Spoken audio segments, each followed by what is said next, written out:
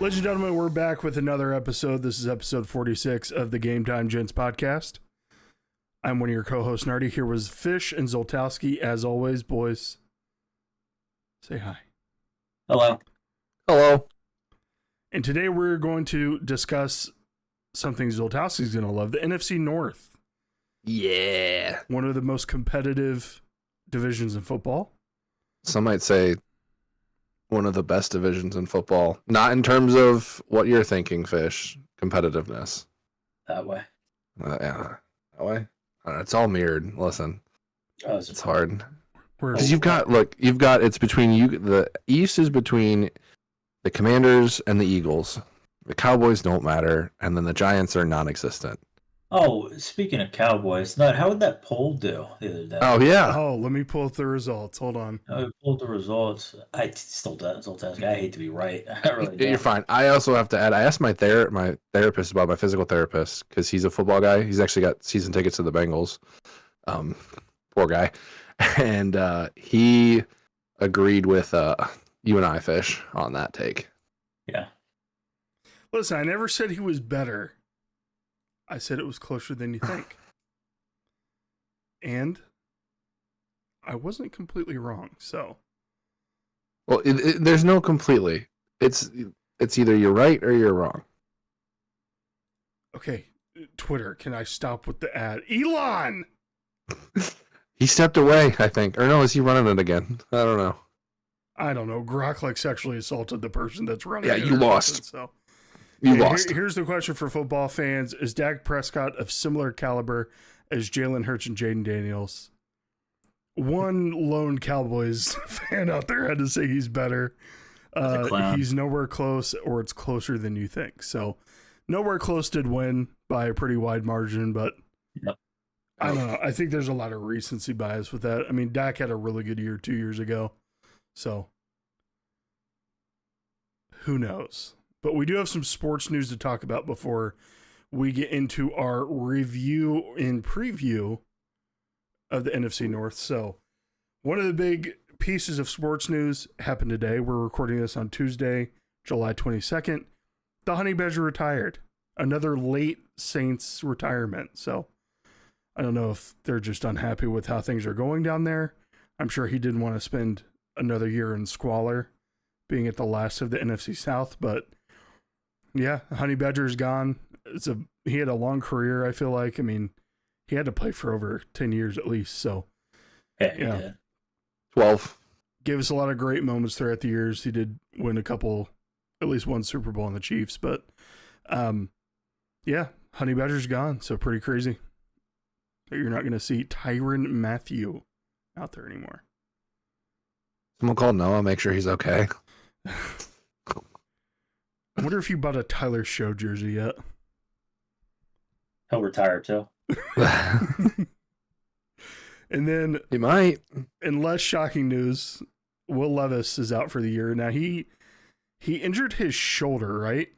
And he did it like midpoint of last year, and he's just now getting surgery on it. Did you guys see that was the timeline? I'm not sure if he tried to rehab and then it just didn't work or what, but Yeah, it looks like it says AC joint injury on September 30th. yeah, so pretty early in the And season he's last year.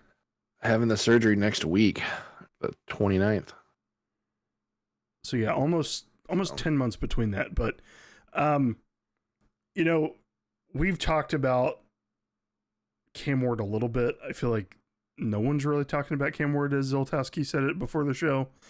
But it's definitely going to be Cam Ward going forward.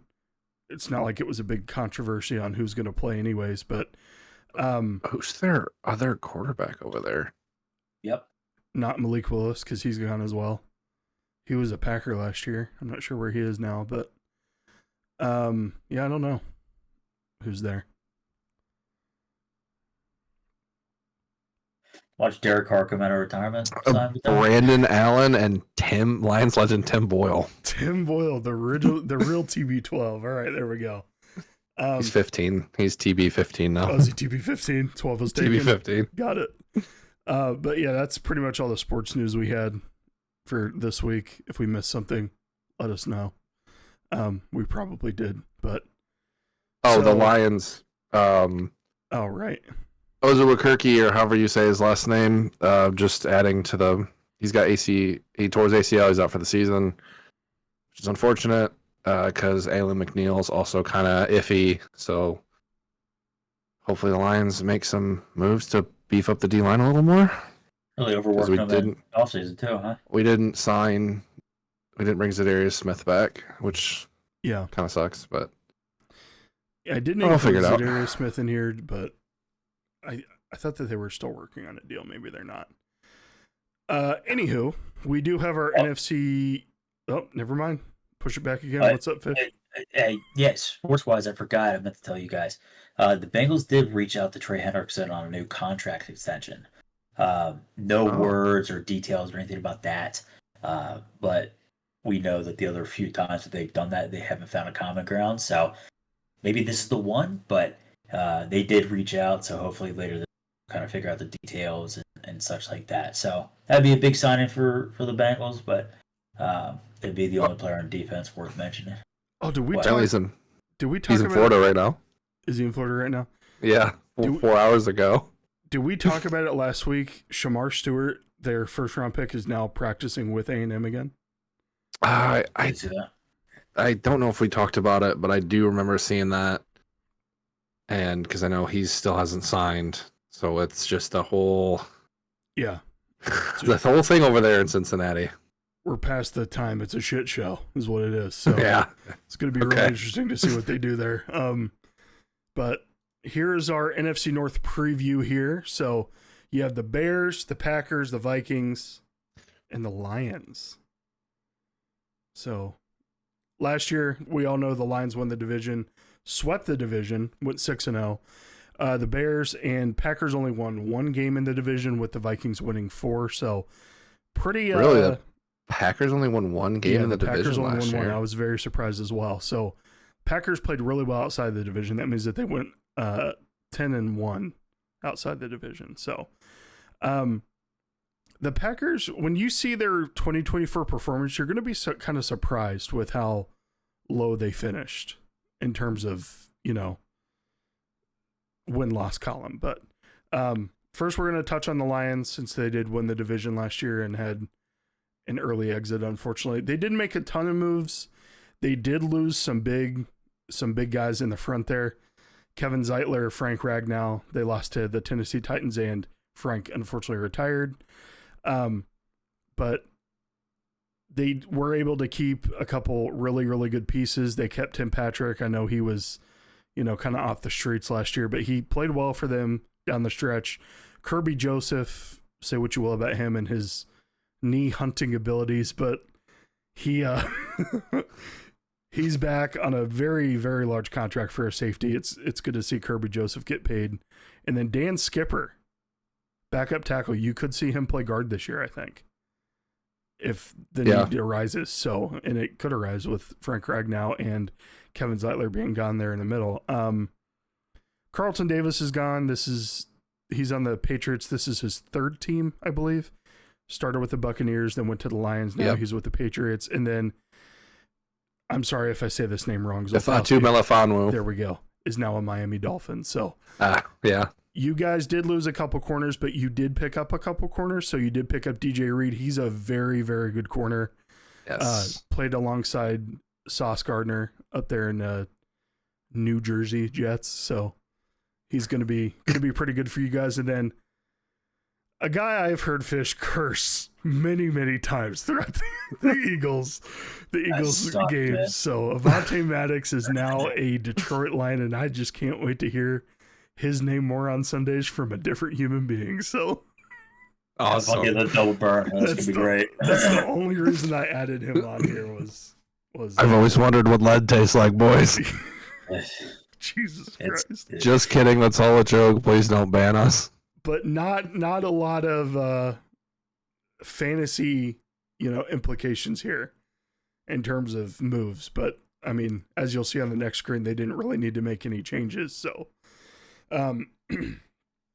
first in the league in scoring, second in the league in total yards, second in the league in pass yards, 6th in the league in rushing, which I thought was interesting because of how good they are running the ball. But you see that they have kind of addressed that need for passing yards allowed with those corner pickups. Yeah. And then total yards allowed, that should pick up with DJ Reed being out there. But, typo. It should say the Lions converted. And I think I messed that on every single slide. Oh, gosh. Anyways, the Lions converted almost 70% of their red zone attempts to touchdowns, which is just outstanding. Zoltowski, my question for you, sir. Are you worried about that number dipping with Ben Johnson being gone? No, I'm not, because the pieces are still there. We've hired people who have worked in the system already. Yeah, Ben Johnson is great. Sucks that he went in the division to Chicago, but I think we all saw that coming. I still think, we still have all the pieces there. I would pick Tim Patrick up if you don't have him. He's a great bye-week play if all your stars or you need a flex, because he always seems to get the ball a couple times for sometimes a big gain, and he's a good average points there for you. I'm not worried about it though.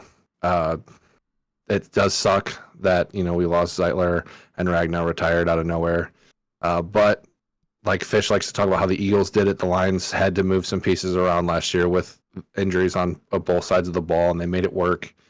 Brad Holmes and Dan Campbell, they know what they're doing, and they want to play for these guys, so they're going to go out there and they're going to give it their all. We still got Sonic and Knuckles in the backfield, the ground and pound there. Still got Amon-Ra who can catch the ball. Hopefully Laporta bounces back. I know he was kind of up and down last year after having a stellar rookie year. We saw his sophomore slump.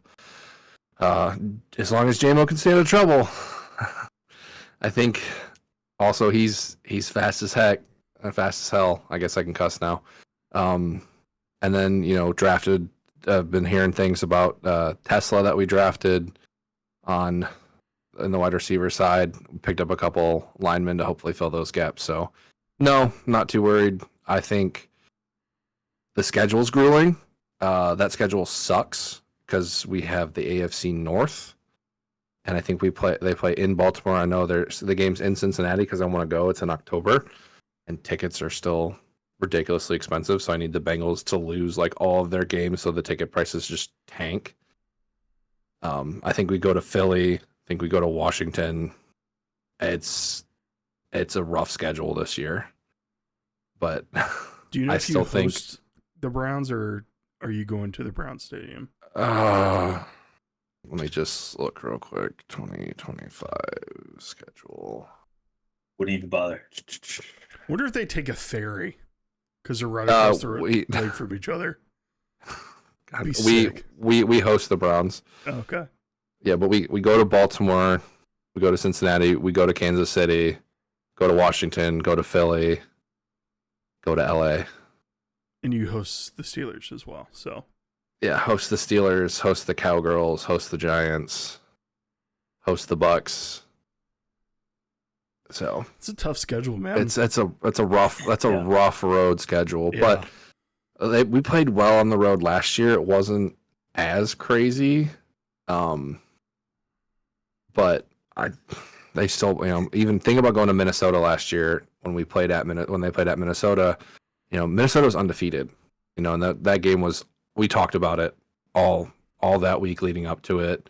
It was all over everything. Because I think the Lions were 4-1, the Vikings were 5-0.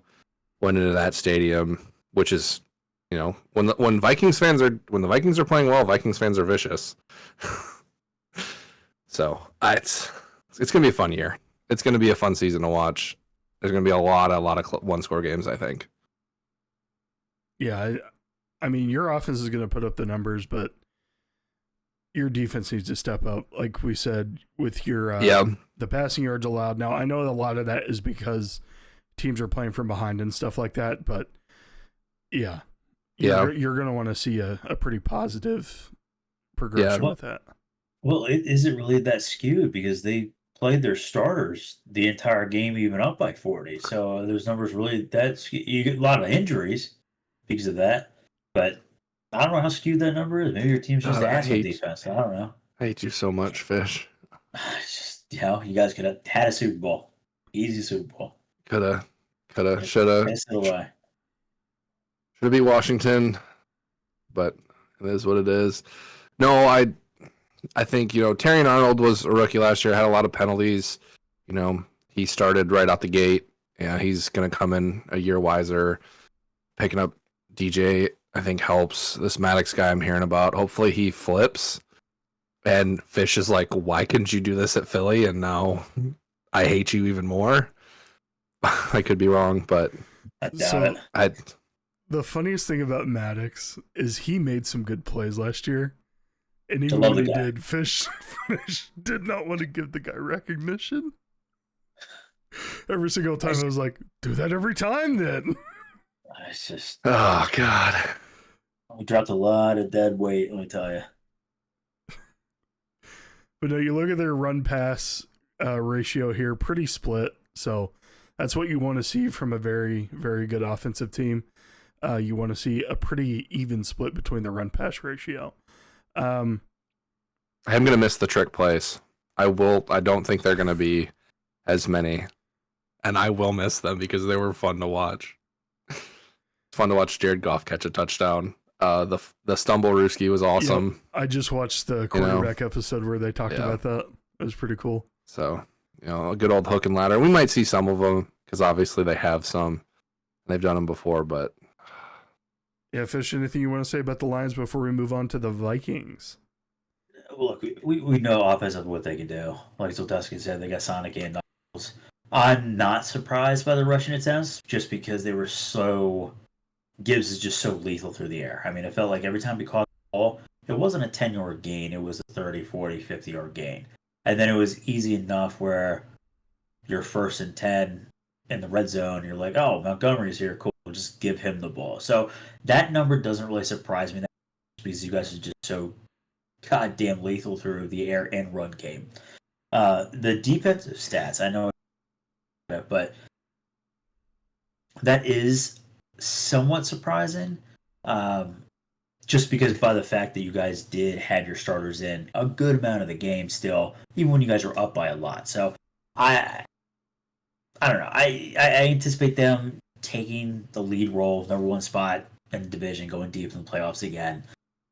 Especially with Hutchinson coming back and everything like that. So I don't know. There's not much to really say, not much bad to say about the Lions team. It's just nothing but good. So you guys have got a young core. Watching the quarterback too, and I'm loving Goff more and more. Yeah. People hate on him. I know people hate on him, and it's like I don't know. He just fits into Detroit so well, and I need to watch it. The clips I've seen have made me smile and made me laugh and made me like him more. So I mean, of course, you talk about Dan Campbell. I mean, that guy is electrifying in the locker room.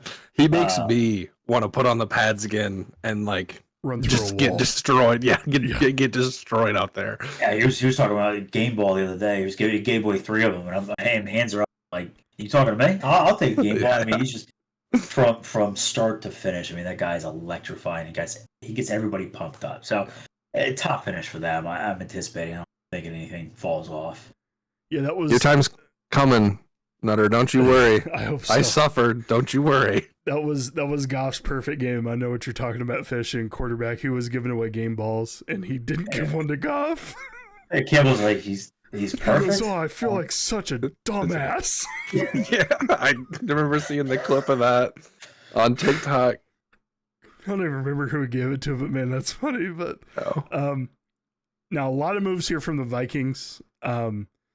They brought in some absolute studs up front. So Will Fries, Ryan Kelly, signed them to multi-year deals. They're both from the Colts. They played extremely well last year.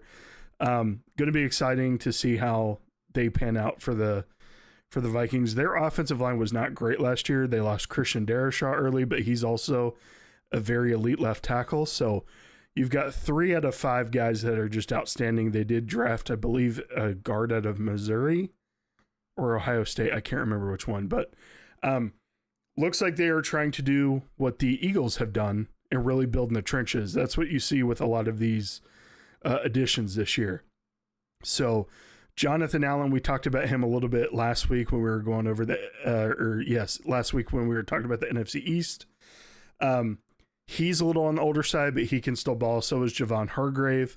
So they've really tried to shore up that run defense in the front there. So, and then we got to talk about your boy, Zoltowski, Jordan Mason. Yeah, that scares me that he's on this team now. I remember when CMC got hurt. What was the quote you said about Jordan Mason Fish? I think like week 1 when he was running the ball real well when he was in there.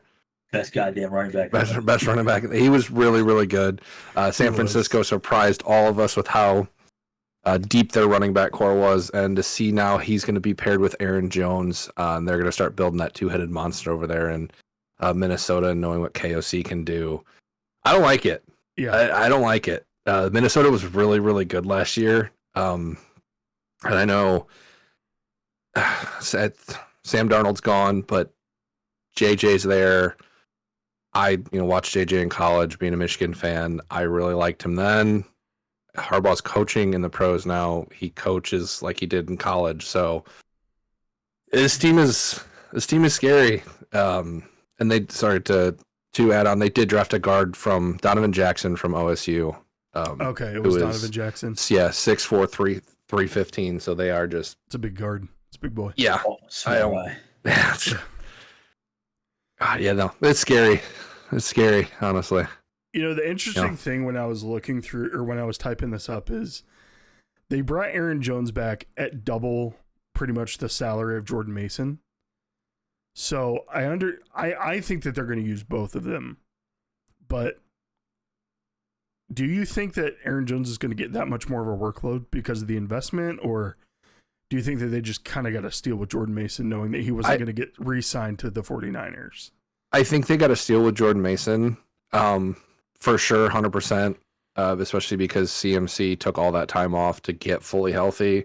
And Aaron Jones, because he came from Green Bay, if I'm not mistaken, the year before, he's had a bit of an injury problem. He has. He kind of gets hurt at least 2 times this season, because I think I have him on my fantasy team. But when he's in there, he's good. I really hope they're not going to run a two-headed monster there. I hope he's the backup for when Aaron Jones eventually gets hurt and needs to take a break.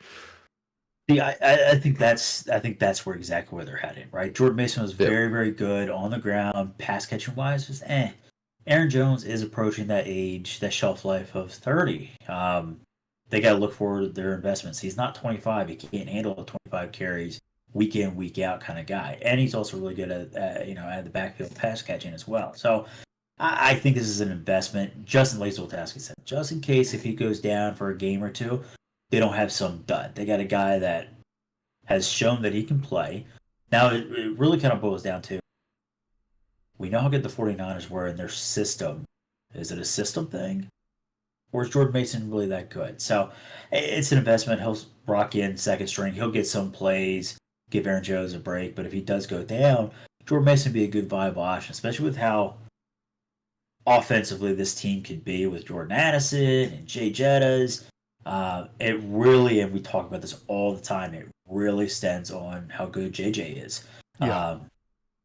He hasn't played it down in the NFL, so is this his freshman slump? I know we talk about sophomore slumps, but a lot of pressure's on this kid to really say, hey, here's the team. You got a great defense. You got a hell of an offense. You're the guy to do it. And if you can't do it, now you're wasting JJ. His contract's coming. But then you got Jordan Addison, and it's like kind of wasting these years. So back to the Jordan Mason thing. He's just a backup for now. I don't see splitting or running two backs in the backfield at all. Aaron Jones is going to maintain the bulk of the carries. He is getting older, so he'll get a little bit more tired quick. But that just makes the most sense right now, at least for Jones and the Jordan Mason combo. Yeah, you're right. It does all go through JJ McCarthy, but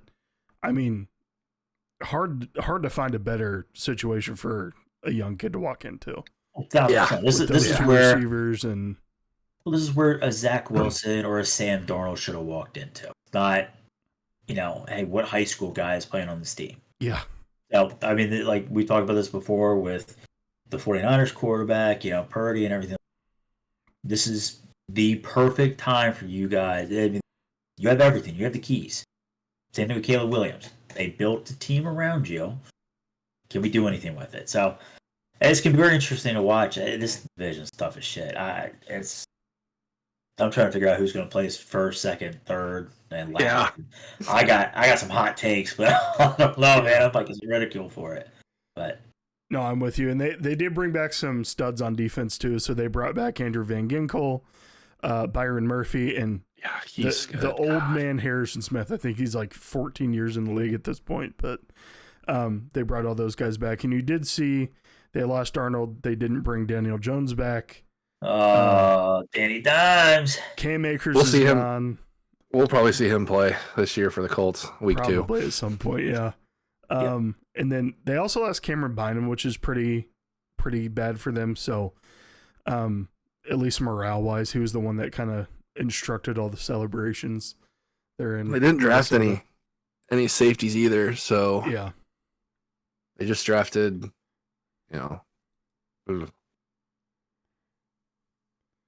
But you take a look at their performance over the last year. Offensively, pretty good. 19th in rushing yards. I think that had a lot to do with that not very great offensive line that they've brought some pieces in to hopefully fix. Christian Darrishaw's back. Like I said, he's going to really re-energize that offense. But God, I did it on this slide again. Damn it. I see that. Commander. The Vikings have converted 54% of their red zone attempts into touchdowns, which is nothing to sneeze at all. You look at them defensively, they were more of that bend, don't break type of defense. Passing yards allowed, that was pretty tough. That probably has a lot to do with being in the Lions division and the Packers division, but you look at the rest of their performance over last year, and I think with the additions that they've made and the hope that Vikings fans have in J.J. McCarthy, you can't really be anything but optimistic going forward. So, 100%. do any of these figures jump out at you guys and kind of shock you? Yes. The offensive stats, a little iffy. I understand Sam Darnold did great things, but there was a stretch of games where it was, and we know the Vikings defense, because I remember us talking about it, like, are they really that good? Like, we're kind of, hello? They kind of flew under the radar. Mm-hmm. The biggest thing I think that is very surprising to me is, and Nut, you mentioned this, the Vikings being in this division, right, with Sonic and Knuckles and all these great running backs, they finished second on defensively for point or yards allowed rushing wise. Yes, that is a statement. Mm-hmm. And I'd be curious to see what they did against the Lions and against Green Bay and stuff like that. But I mean, that is, with how disgusting Montgomery was and Gibbs, it seems like both of them averaged 100 yards a game. To have them, finish second, that's pretty huge. And like you said, it was the bend don't break thing. I mean, they bent a lot, but through the air specifically. Yeah. The first time they met in the season, Goff threw for 280 yards. Gibbs had 116 yards rushing, and Montgomery only had 31. And let me pull up. And I would assume that yardage that Gibbs had, I'm sure he broke off a 40 or 50 yard run. 45, yes, 45 yard long. So Montgomery's long was 8, but he's the ground and pound, 100% of that. Yeah, absolutely. And then when they played again, this was the last game, the blowout a little bit there. It was 31-9. Goff threw for 231. Gibbs had 139 yards with 3 touchdowns, 47-yard long. And then Montgomery was hurt, but Craig Reynolds came in for 39 yards on 8 carries with a 17-yard long. So, is he tails then? Yes. He's we to tweet that at the Detroit Lions. Sonic, Knuckles, and Tails. Don't forget that they also have to play Josh Jacobs twice a year, so that's even more to be surprised about. I think they beat him both times last year, though. Yeah, because Yeah, because they would have had to beat them once. They would have split because the Vikings lost 2 games in division last year. So they lost once to the Bears and once to the Packers. Both. They bought. Yeah. I know they. Yeah. Because I know the Packers lost to the Bears the last time they played this season because the Bears fans were super hype about it because they did the Lambeau leap. And they weren't happy about it. Right. But we move on here to the Packers. Not many moves here. The biggest move happened a couple days ago. They extended Zach Tom, their really good offensive tackle, to 4 years, $88 million. They give him $30 million, 0.2 guaranteed. So the biggest thing here for me is that they lost Jair Alexander. Very, very good corner. They're going to try and replace him with Nate Hobbs. He's shown some flashes, but he's not up to caliber with Jair there. And then we talked about last week where A.J. Dillon is now an Eagle, who is just making the Eagles backfield the biggest quads in the entire league with Jalen Hurts and Saquon Barkley. So, I don't know. Nate Hobbs was really the only person I saw that was notable. I just added Mecole Hardman in here because he seems to play well with the Chiefs and nobody else, but maybe this will change. So here's the thing with that, right? We know that Green Bay has 1,000 receivers and they can't figure out week in, week out who's going to be the number 1, 2, and 3, right? So they draft this young guy, quick speedster, to essentially either take over the number 1 spot or fill in for the number 2 or slot, right? Played very well.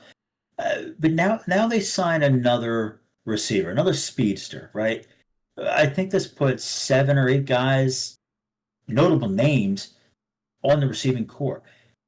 Do they just not trust what they have? Like, what are they just buying pieces? Are they going to release somebody or try and trade somebody midseason? It just seems like they keep making additions to receivers, and now Love has 1,000 people to throw to, but you got Christian Watson who's out there, and you got Mecole Hardman. It just seems like they don't know. There's not a definitive like, hey, you're our number 1, you're our number 2, and then we'll rotate you guys in the slot. What are you guys' take on this? Or am I looking too far?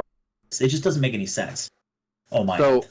So I agree with you there because looking at I just pulled up their depth chart. You've got right now top to bottom, Jaden Reed, Matthew Golden, Romeo Doubs are their 3 starters, and then behind that, Christian Watson, Dontavian Wicks, Savion Williams. I don't know, and then Mecole Hardman. Like, yeah, they're. I just don't know what they're doing with it. It feels like they try a different number 1 each week, and they don't work out, so they rotate the next guy in because they find success with him as the number 2 because the defense reads, hey, they're going to throw it to this guy. He's their number 1. They could just be building trade bait to maybe fill other holes that they have, but maybe to get another running back because it's just Josh Jacobs and Marshawn Lloyd's their backup. I think Lloyd was a rookie last year. I was going to say something near the same thing. Like, Jaden Reed has had some really good flashes. He's proven to be inconsistent. Same thing with Christian Watson. He can't stay very healthy all the time. Romeo Doubs had some, give me the ball issues early on. Dontavian Wicks has shown some promise, but he, again, inconsistency. So I think the biggest thing that they are trying to do is find a consistent duo and then add a third piece. So I think the duo you're going to see is Golden and Jaden Reed out there all the time. You're going to see Christian Watson come in to stretch the field, which he can do. But Mecole Hardman, I don't even know if he's going to make the roster, when it comes down to it. Because he tried to play... Where did he go that wasn't the Chiefs that one year, and then he came back to the Chiefs and they won the Super Bowl 2 years ago? I forget where it was, but it obviously wasn't memorable because he didn't do anything there. So I'm not sure if he's I need to be an Andy Reid system guy. The Jets. The Jets. Was it the Jets? Okay. Yeah, Jets in 23. And he was supposed to be with... He had A-Rod. 14 catches. Yeah. So on 21 targets because he only played 5 games. Yeah. I'm sorry, he had 1 reception on 3 targets. I was looking at the year in Kansas City in 23. See, he's not done much. I just put him here because, like you said, I don't know what they're doing at the receiver position. Like, I think the biggest thing, honestly, with the wide receiver thing is they're like Jordan Love's a good quarterback. I think they're waiting for him to fully like break out of his shell. Because looking at his stats from last year, and I know, throwing close to 300 yards is still a good game.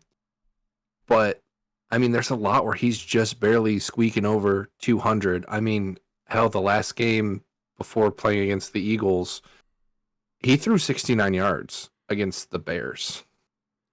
He was hurt a bit last year, too, though. I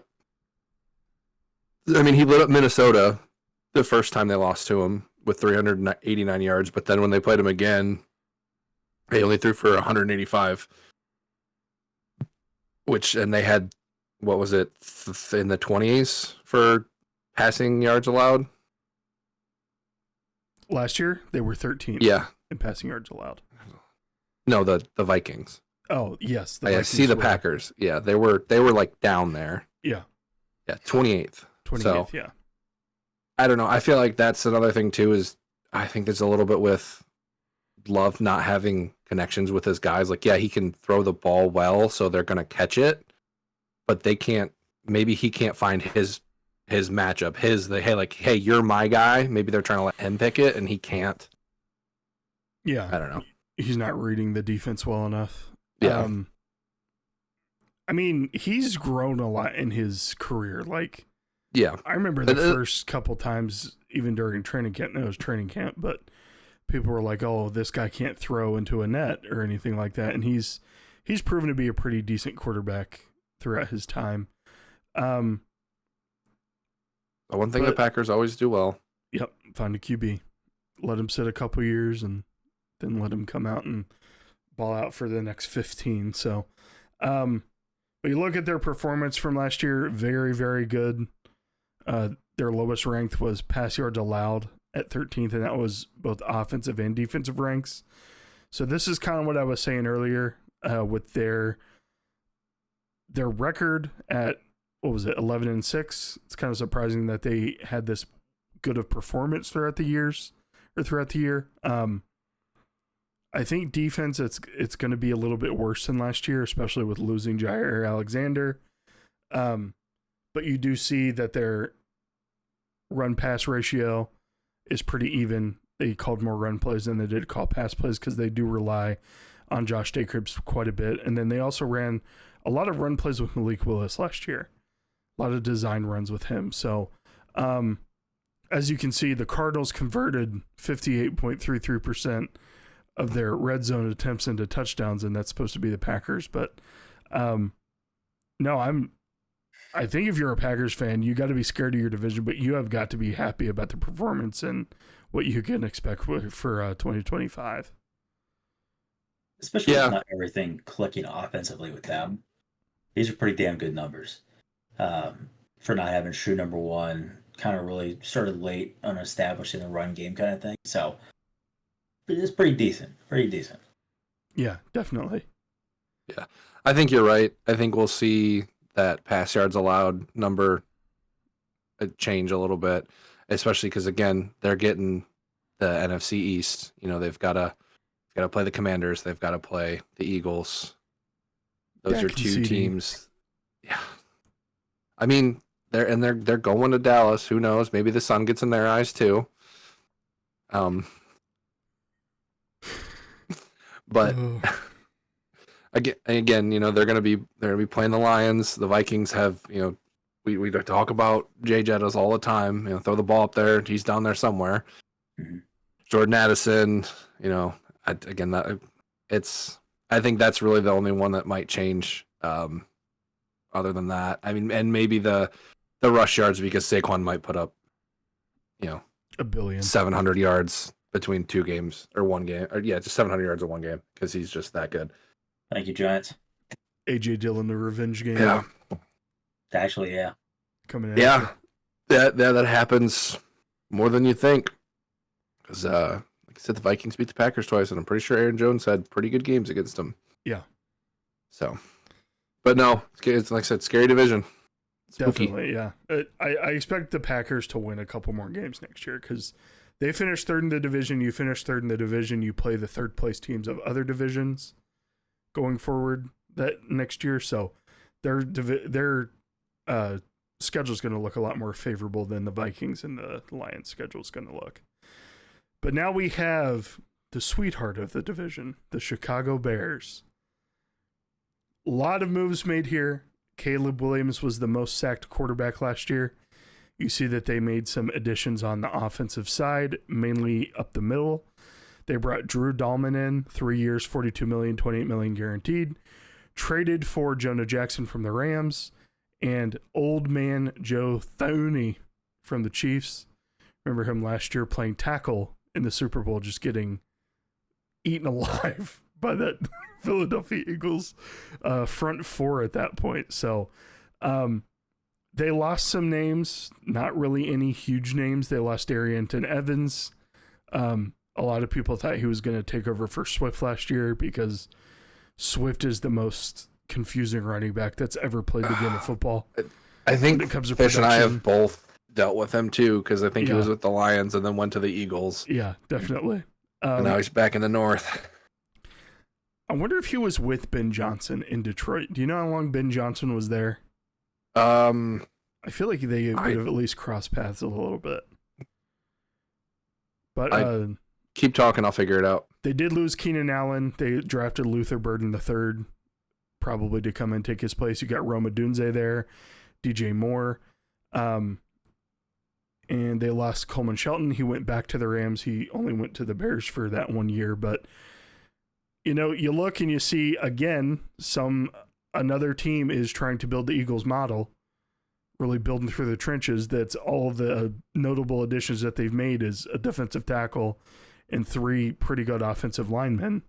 And then they did bring back Kyler Gordon, which is going to be scary on the other side of Johnson there, in terms of cornerbacks. So, yes, they did cross paths, by the way. Yeah, Ben Johnson's been with the Lions since 2019. Swift was there in 2020. Now, he was the tight ends coach when Swift was there, but still. Okay. Probably, I mean, they were there at least. But you were saying, sorry. No, I think you're going to see a big step forward for the Bears this year. I think Ben Johnson's really going to help Caleb Williams come along.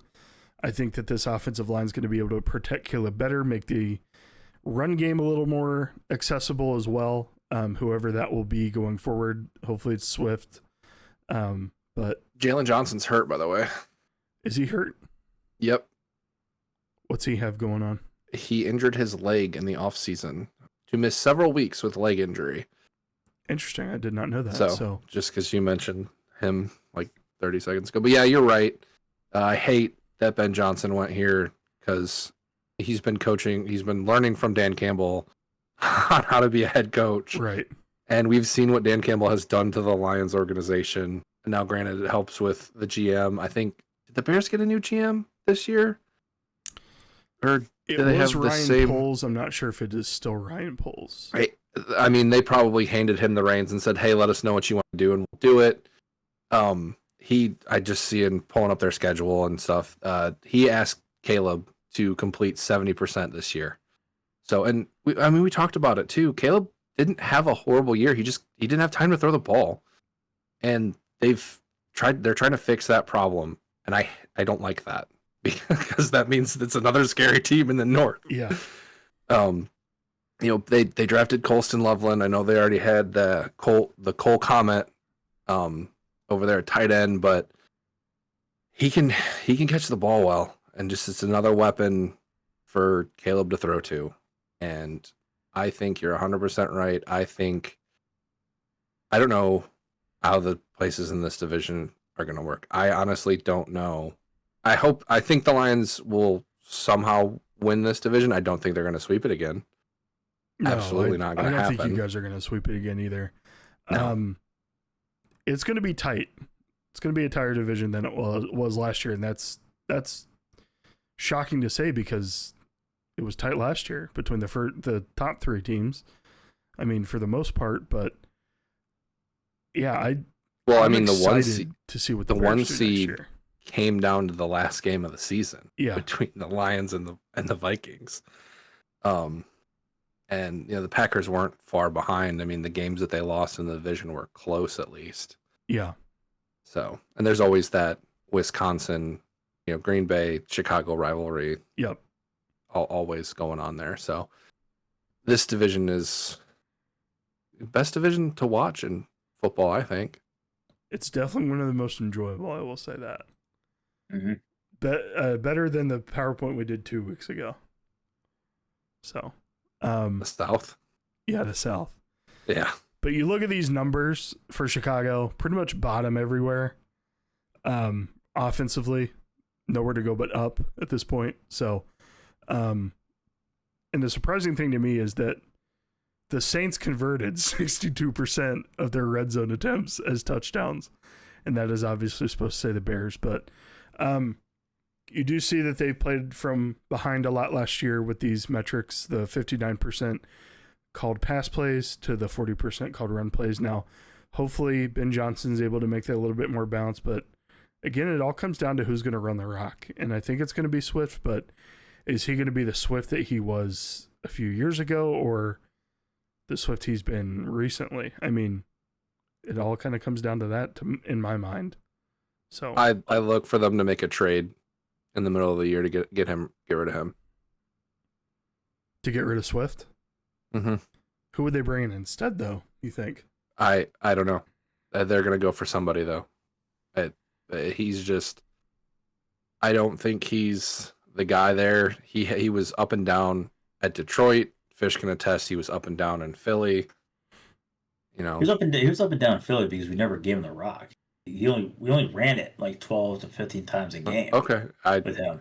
I can see them making a trade, but I think this is his last year to prove it.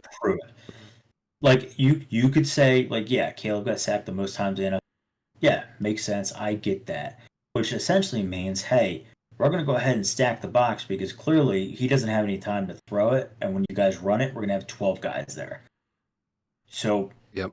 The new revamped offensive line that they have, I mean, had glimpse in Detroit of doing extremely well. Same thing in Philly. When he finally had an offensive line front weapons where just him as the focal point, he played pretty well.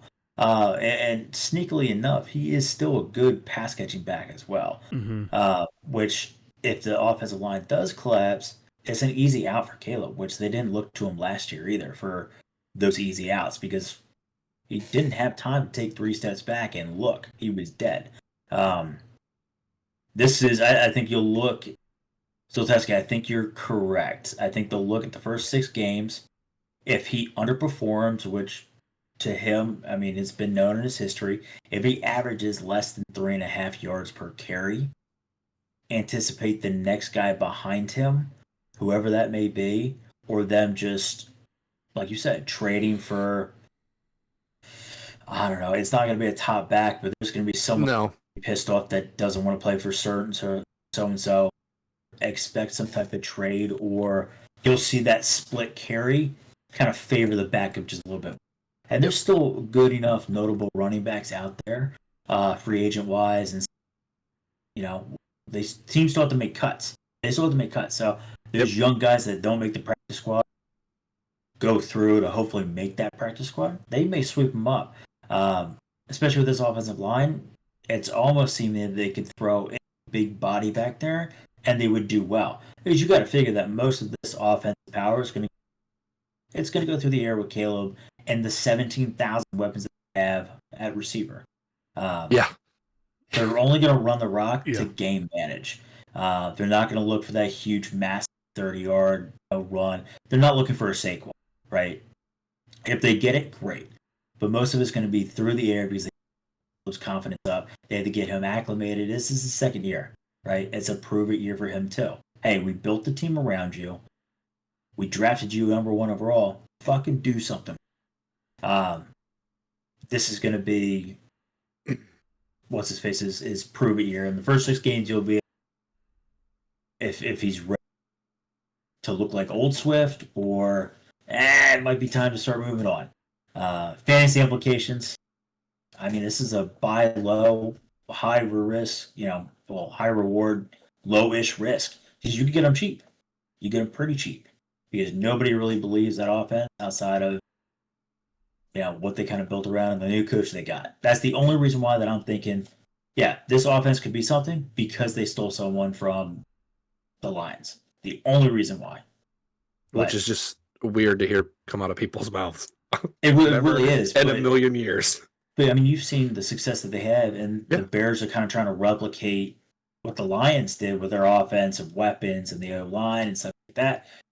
I mean, it's not the same scale, clearly, but they're trying to do somewhat the same thing, right? Trying to get him used to. This is the perfect team for that. So that's the only reason why I think that Swift and this offense could really take flight. Sky's the limit for these guys. So it's going to be very interesting to watch the first 6-7 games. One, if Caleb can really step into that offensive role and take demand of that team. And then two, who the hell's going to run the rock in week 8? Hopefully it's Swift. Hopefully he performs well, but I don't know. Any one of those backs, I feel like it's not so, Swift starting. I think he'll start the first few weeks. It may see, trending elsewhere too. It's very interesting. They got a pretty good split the first 6 games. They start out at home against the Vikings. Then they go to Detroit. Then they play Dallas at home. Then they go to Vegas. Then they have their bye. Then they go to Washington, and then they host the Saints.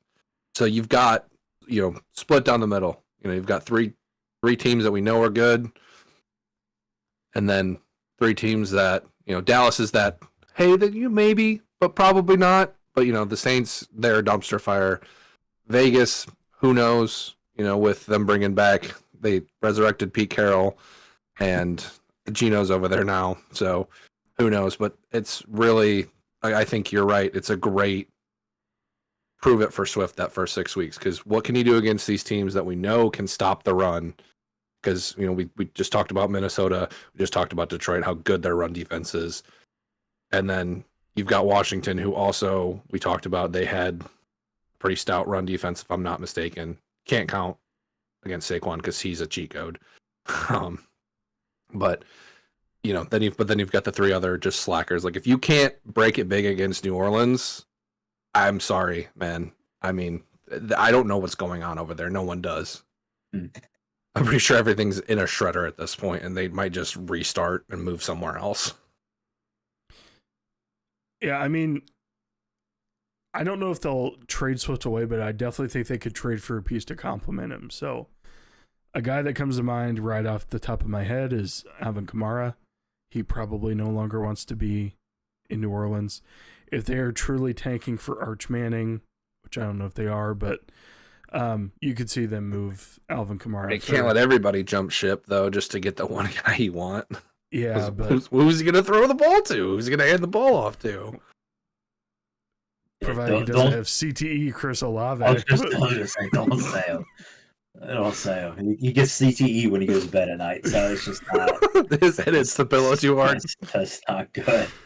Oh man, that is an interesting piece, though. But what would you name? Swift is not a north south runner. He's not a Brandon Jacobs, right? So he's not a big physical back. He's an elusive back. Yeah, he's I don't know necessarily bringing. I would love to see Kamara there. That would be. But I don't really necessarily bring another Swifty back. Maybe they'll contact Houston for Nick. Maybe they get AJ Dillon. Maybe they try and make a trade for him and get a big physical back that can run the rock up the middle, wear out that offensive line, and it kind of really help open things up for Caleb too. Also, these Bears fans are committed because I know it's still preseason. The season hasn't started yet, and ticket prices are still nuts. But the lowest game is $108 is the lowest ticket. Like, these Bears fans are all in. Is it all you can eat? They're all in. No, it's probably on the river, watching with a pair of binoculars. No, the division, the division's nuts. It was a really good division last year. Every division game I will watch if I can watch it. At great division. it's a scary division. These teams are all pretty good. They've all made a lot of moves that they needed. Minus Packers really didn't do much, but they didn't really. They just got to figure it out in house more than anything. Great division. It's a great division. Like I said, some might say the best division in the NFL. Some would say the best division. Now they don't have the best team. Nope. Nope. I would say. All right. Let's do this tier list. I'm ready to get blasted for these picks. Let's do this tier list. All right. Quarterback, this one's pretty self-explanatory. I do believe Jared Goff would be number 1 here. Jordan Love number 2. And then I think you got to put Caleb third, obviously, because he's played in the league. I agree with that. Yep, 100%. And JJ McCarthy has not, so... Oh, good. Gold peak. Whoa! Free ad, everybody. Running back, I think this one also is obviously the Lions. Got to go forward there. And then I think you almost follow suit here, but you put the Bears last. Yes. I think I go Minnesota above Green Bay. Above Josh Jacobs? I would disagree on that. Josh Jacobs played insanely well last year. But I know he did, but he's the only one. Yeah, but are we going based off of last year's performance? I just think he'll repeat again. But yeah, I mean, Josh we can say 100%. that these two are close, but yeah, I mean, there's an argument to be made there. Oh, I told you I was going to get blasted. I would put a poll up for that. I'd vote for that. It's closer than you think. Yeah, it's closer than you think. Like, I'm not saying like Josh Jacobs isn't good. He is. I was very nervous about playing him when the Lions played him last year. Thankfully, we managed to shut him down a little bit. But seeing what the Vikings did last year, and then re-signing their guy, and then adding a piece, so they have someone who we have seen run the ball well. I think gives them the slight edge there. That's my argument there. All right, I'll put a poll out tonight. I'll put a poll out. Okay, maybe not tonight, maybe tomorrow. On who the better backfield is. I'll put Josh Jacobs and what's the other guy's name? Lattimore? Nope, not Lattimore. That's a corner. Lloyd. Marshawn Lloyd. Versus Aaron Jones and Jordan Mason. So we'll see what happens there. All right. This one's interesting to me. Yeah, this one's... I think with their additions, I think I give this to the Vikings. Second close would be the Lions because of Penei Sewell by himself. You guys have a lot of holes this year coming up. You know, Dan Skipper may have to play, which he's a decent backup tackle, but I do think he's going to play. But they also did draft Tate Rutledge from Georgia and Miles Frazier from LSU. 2 big offensive guards to add kind of hopefully. I feel like they knew Frank was possibly going to do it. He may have said something, but yeah, because there's two guards, you know. Yeah, he's not a scumbag like Derek Carr. I think these are all very close. Honestly, guy's a dick. Yeah. And then I gotta go probably Green Bay and then Chicago. I would agree with that just because I have no idea who's playing tackle for Chicago this year. Yeah. Coming up. So maybe I'm missing someone completely that's just cracked out of their minds, but I don't know. Then you got receivers. Vikings. Oh, obviously, yeah. Duh. Yeah. I was more thinking between Lions and Green Bay. And then put Lions and then Chicago, then Green Bay. You think so? Yep. Just because Green Bay doesn't know what they're doing, and then there's not enough noticeable. There's like, oh yeah, I know that guy. Shit, that guy's gonna take up the number spot. At least with Chicago, we know who 1, 2. Yeah, that's true. For tight ends, you could argue Sam Laporta. You could argue T.J. Hawkinson. That's where it is for me. Yeah, T.J. Hawkinson's really good. Sam Laporta had a really rough year last year. He had a rough year. There's just too many offensive weapons there. There's not enough love to spread around. Yeah. Because, I mean, if you look at his rookie year, until I think he broke the rookie record for receptions, and then obviously Brock Bowers came out. He was the only person to throw the ball to in Vegas. Yeah. So he just shattered everything.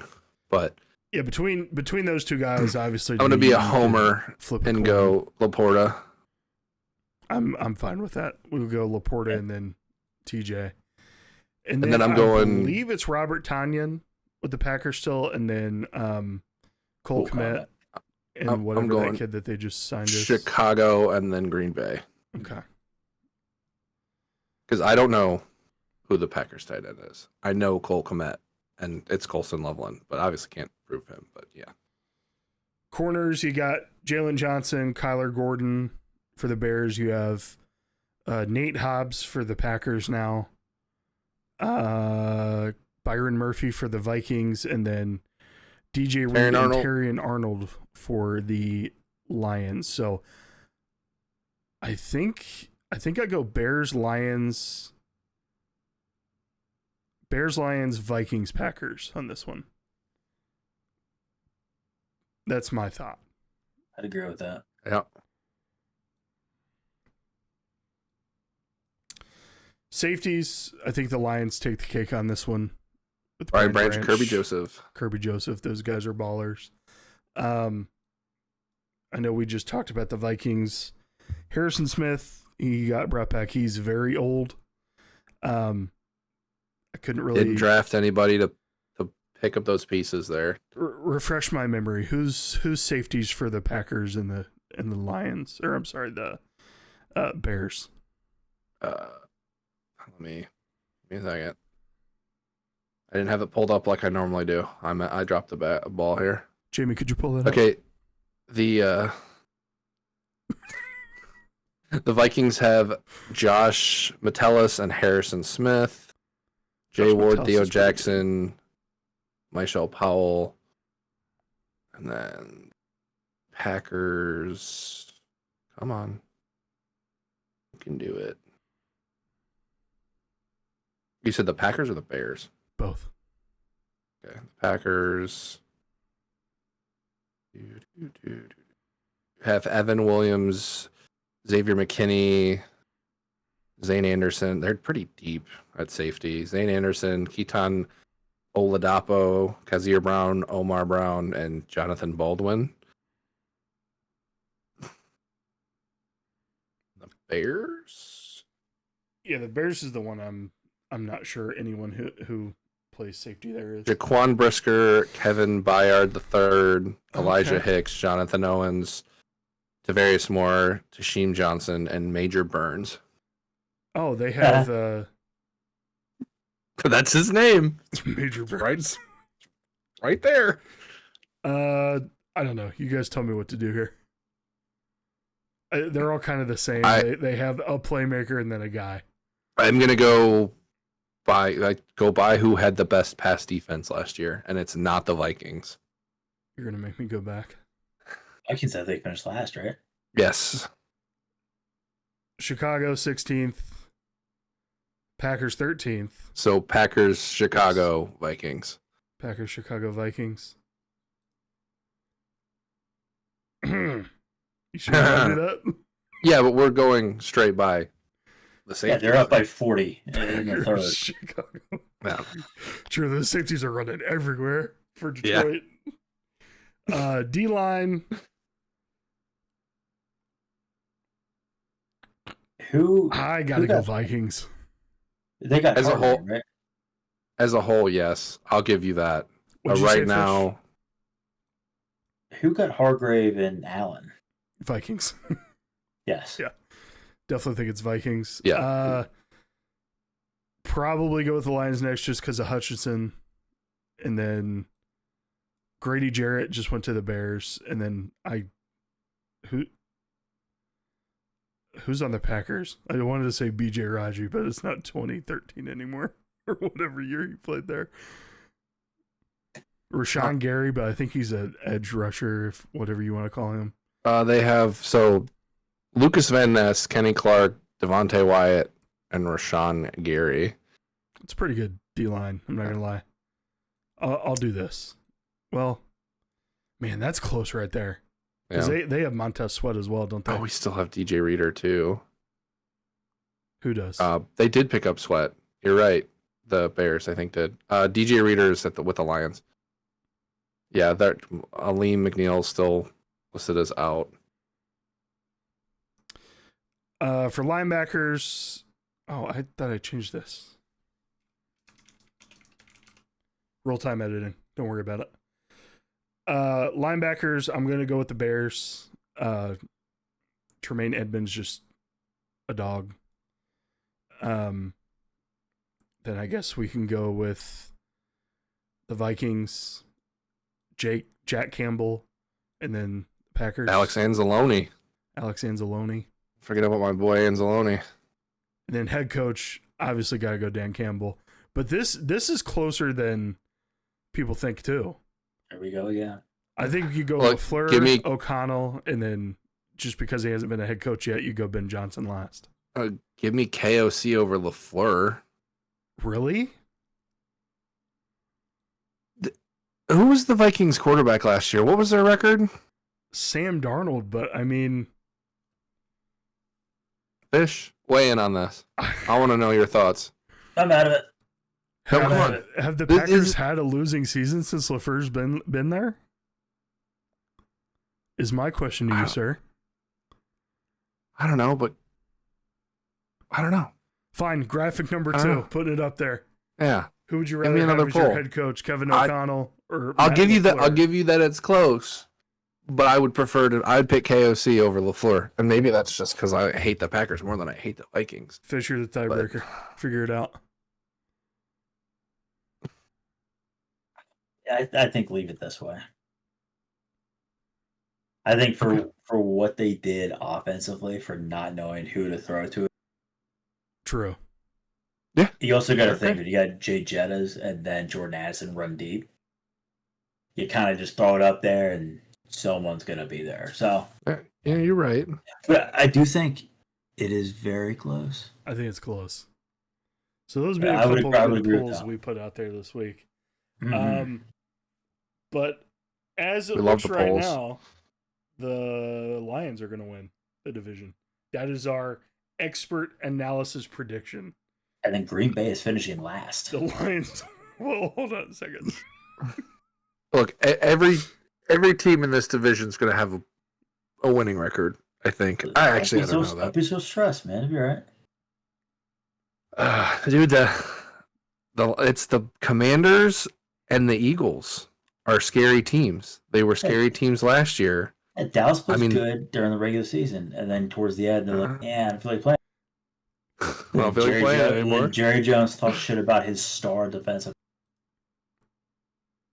I hope the fact that the fact that the Lions go to Washington and then go to Philly the next week sucks. At least it's a full week. It's not like, oh hey, and then we get New York the Sunday before Thanksgiving. So even though it's a short week, it's like, we get the Giants. It's a tune-up game. Better watch out for those Philly fans, man. Tune-up game. All right. That's what I'm saying. Like, we go from the Commanders to fucking the Eagles. That sucks. Yeah, it sucks. On the road, both games. Big balls. And we play in Philly on Sunday night. You guys better do some that injury blows, dude. Going into those weeks. All right, but that's the show for this week. That was our NFC North review and preview, if you want to call it that. So next week we start with AFC teams. I believe we're going to go with the AFC West first. So we'll talk about the Chiefs. You don't want to talk about the North first? The North is last.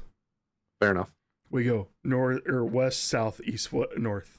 So you just did that so we would talk south, about east, north. No, you just did that so we would talk about your teams. Teams. I don't want to talk about that. Is that a purple hat? Big Ravens fan over there. It's actually a Guardians. Well, it's an Indians hat, but I saw a president's trying to make the Commanders change their name back, and I think he's going for Cleveland next. No. Talk about that offline. I think he's trying to do some redirecting, if you know what I mean. Saw some skits about it on TikTok. Pretty funny. But a certain list that's out there, he's trying to redirect. All right. No. All right. This is it. See you guys. I hope you enjoyed the show. Watch Fridays for Fun Fridays. Yep, we're going to go record Fun Friday now, so thank you. Yep. Thanks for being a gent and always say GG. Boom. See ya. Bye.